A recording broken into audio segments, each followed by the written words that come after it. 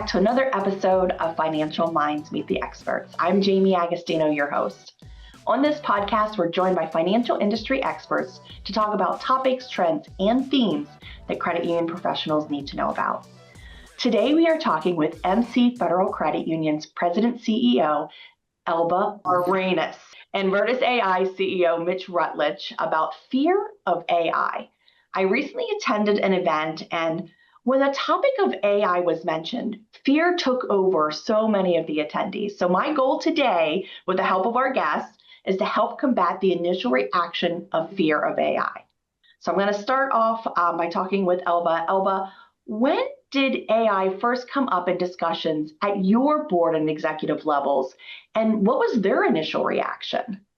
So we started talking about it about close to 2 years ago. And what you said earlier is correct. Their reaction was fear. Most more than anything was fear. Okay, is this going to be secured, or is this something that our members will like or dislike?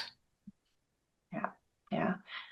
What were some of the biggest fears? I mean, so you're saying, was it security? Did job displacement come up? What, member trust? What were some of the other things that they were kind of talking about at those meetings? All of those, everything that you just mentioned. So like I said earlier, the first one was, is it secured? How is our security system going to be able to take on AI? Our members, are they going to understand that we have a lot of older generations members demographically, where that's probably our biggest is the older generation. And are they going to be willing to be open to it, to understand what comes with AI? Some of that was also the team members. Will they think that this is going to replace them? And so we did have those conversations in our board meeting. Okay. All right. So Mitch, you talk to credit unions all the time. So where do you see the biggest misconceptions about AI, and how do you define AI?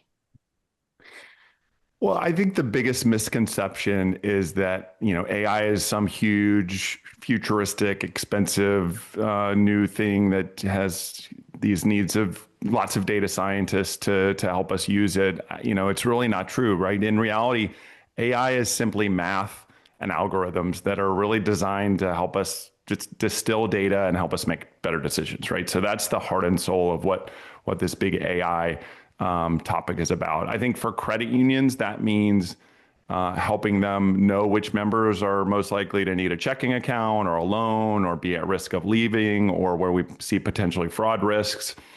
AI doesn't have to be this scary or abstract things. It's really just a way to take the data that you have and help us understand it and make it actionable in ways that help and serve the members. And do it with the teams that we have, not having to, add to the team that we have and hire new kinds of resources. It's really just, again, an empowerment tool, we believe. Okay. All right. Well, unfortunately, Mitch, when people hear AI, sometimes they envision robots taking over the world. So how do you explain what AI actually is in the context of credit union operations?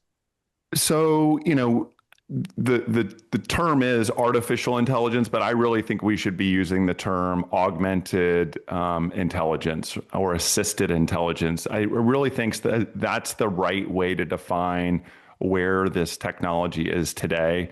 To keep it simple, it's not robots or science fiction.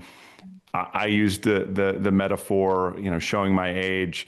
My favorite AI example is from that great TV show back in the 80s, Knight Rider, and the famous Trans Am kit that's the AI that we all want, right? He's an assistant, he's an agent that can help us, has context, can do tasks on our behalf. And in the credit union context, I think it's about having this great assistant that can sort through thousands of data points and say, here are the 200 members that are most likely to open a home equity loan this quarter, or these are the members that are showing signs that they may leave the credit union, and here's how we should engage them. It's not about replacing people. It's about giving the people, the teams that we already have, sharper tools so that they can really understand and serve the members better. Yeah, exactly. So Elba, how did you work with your board as well as your team to kind of address these fears? Was it, education? Was it piloting things, or was it bringing in external voices? What did you guys do to kind of, shift that mindset? It was actually all three of those. We started with education.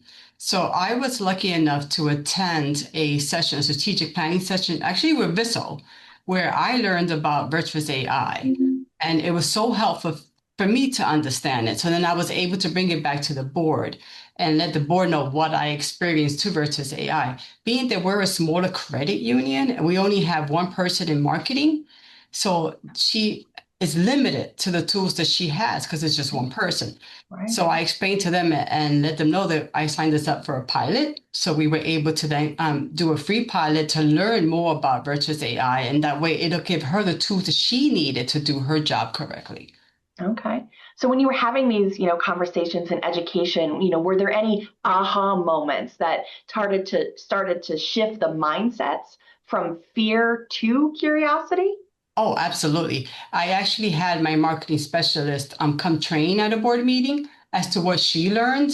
And I think that's when all the aha moments came in. They're like, oh, this is so helpful. This is actually a tool that is going to help her with the segmenting, like are we going to send what to what advertisement that we may have, understanding our demographics, understanding the ages of every branch that we have, like and the tools that we took out of that, and what we learned from it was huge. Like I had a different understanding of what our demographics was until I actually dug deep into the reports from Vertice AI, and I was able to understand. And then she was able to explain that to the board, and it was like, whoa! It was impactful. It was so impactful. Wow, that's awesome. So Mitch, if a credit union is just starting out, what's a safe, low risk use case they should explore? And how can these early wins then build trust in AI? So we're big believers that driving operational efficiency for your existing team, call it some of the back office, is the best place to start, right? That's the place where people will probably feel most comfortable. We don't need member facing solutions to get started. So, our belief is starting in that understanding the membership around how do we engage, and who are the right members to talk to about the right products and services is, as Elba shared, a good initial use case. So instead of blasting our generic loan promotion to all members, how can we use AI to distill the data into identifying subsets of members that are most likely to say, this is a better need for them, and say, yes, it's low risk, it's measurable, we can likely see results in, weeks. And when the board and the executive and your team members see that, campaigns where we did this targeted engagement can see 2 to 3 times higher adoption rates with the same, team and the same budgets, that builds confidence. And those early successes will open the doors for another, more use cases across the entire credit union. Yeah. So Elba, you kind of mentioned it. Was Vertice AI your first step into AI? It was actually our second. Our first was we were at a marketing conference and we started playing around with Chat GPT. Okay. And just helping us to write reports and just helping us how to, put in words for marketing. And my marketing specialist loved it. So she ran with it. So to me, that was the first start. So that was our first step. But then the big piece of the pie was Vertice AI. That really, really helped us to open up so many different avenues that are helping us today. All right. What was it about the Vertice AI that you chose it as one of your first use cases of AI? It's simple. Like it's simple to use. It's easy to use, especially when I have to admit I'm old school. So I'm not very techy here. I'm very old school, and understanding Vertice AI and looking at the reports, it's easy to follow. And being able to understand and then being able to explain it to other team members and to the board and having them use it and being able to have it at your fingertips, it just makes life a lot easier for us. All right. So Mitch, what happens if credit unions do nothing and they delay AI adoption out of this fear?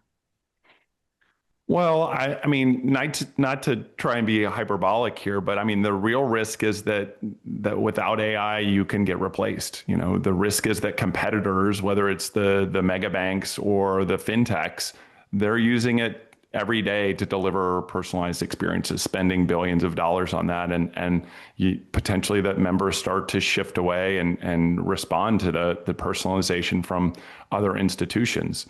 So if credit unions wait too long, they again continue to see that risk of losing relevance. So, but the good news is you can start small now and create momentum and continue to stay competitive and continue to keep that trust and relationship with the members that we have. So it's just another very powerful tool that we believe, again, is approachable for credit unions of all sizes, right? I mean, I think Elba and MC is a perfect example, right? Not the biggest credit union in the movement, but sees the value of we can do this. And as Elba said, it is, it can be easy to understand and consume, right? Elba's not a data scientist. She doesn't need to be to see the value and the outputs of what these kinds of AI models can do. All right. So Mitch, how do credit unions then ensure AI enhances human work rather than replacing it in the credit union world? Yeah, I mean, that is exactly, you said it, Jamie. AI isn't about replacing people. My example of, Kit, my Knight Rider metaphor, Kit made David Hasselhoff a star. And that's what we want, AI to be, is to create, your member relationship teams, make them the stars with the members. It's empowering them to know where to start the conversations with the members. So, AI can show if a member is likely in the market for a particular product. And so that gives the team the ability to have a proactive conversation to support those members' needs. And that's what we expect, right? I often say we live in the Amazon, Spotify, Netflix era. We expect personalization and personalized recommendations, including from our financial institutions. And this is the opportunity, the tool to help us do that more efficiently and more effectively. All right. So Elba, what recommendations do you have for credit unions looking to adopt AI tools and solutions at their credit union? The first recommendation I will have is don't be afraid. Change is coming. And AI is the change of the future, especially for us smaller credit unions. It's going to make your life a lot easier. So if there's still fear there, I recommend that they demo it, see what it's like, and maybe volunteer for a pilot or learn more about it, or talk to other credit unions who are using it, so they can see the value and what it brings. It truly brings value into the credit unions. Like I said, I know I keep mentioning our sizes because we are smaller. Like I said, we were a department of one for marketing. I've seen the value in it. I've seen what it can do for us.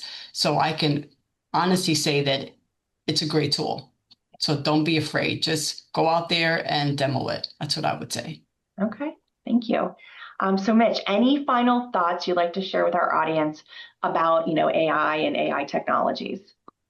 I would say, AI isn't a buzzword anymore, right? It's a practical tool that credit unions can use today to really, know and engage your members in deeper relationships. So my advice is, don't wait for some perfect conditions in the future. You have data today. There are tools and capabilities out there, and the opportunity is there to serve the members more efficiently and more effectively, which is what they want and what we all want. So start small, prove some value quickly, build from there. It becomes less scary and it will become more of a strategic advantage for credit unions. All right. Well, Elba, Mitch, thank you both so much for joining me today. I really appreciate it. I appreciate all of your insights in regards to AI and the fear of AI. You are welcome. Thank you, Jamie. Thank you, Elba. Thank you. This episode of Financial Minds is brought to you by Vizzo Financial's Payment Conference. Join Vizzo Financial's Virtual Payments Conference, which is an online event bringing together industry leaders, financial institutions, and payment professionals for an in-depth exploration of evolving payments landscape. The virtual event will be held November 5th through the 6th. This year's agenda is packed with essential sessions focused on the most critical payment issues and advancements facing today's payments. For more details, visit Vizzo Financial's website at www.vfccu.org. As always, thanks for listening and make it a great day.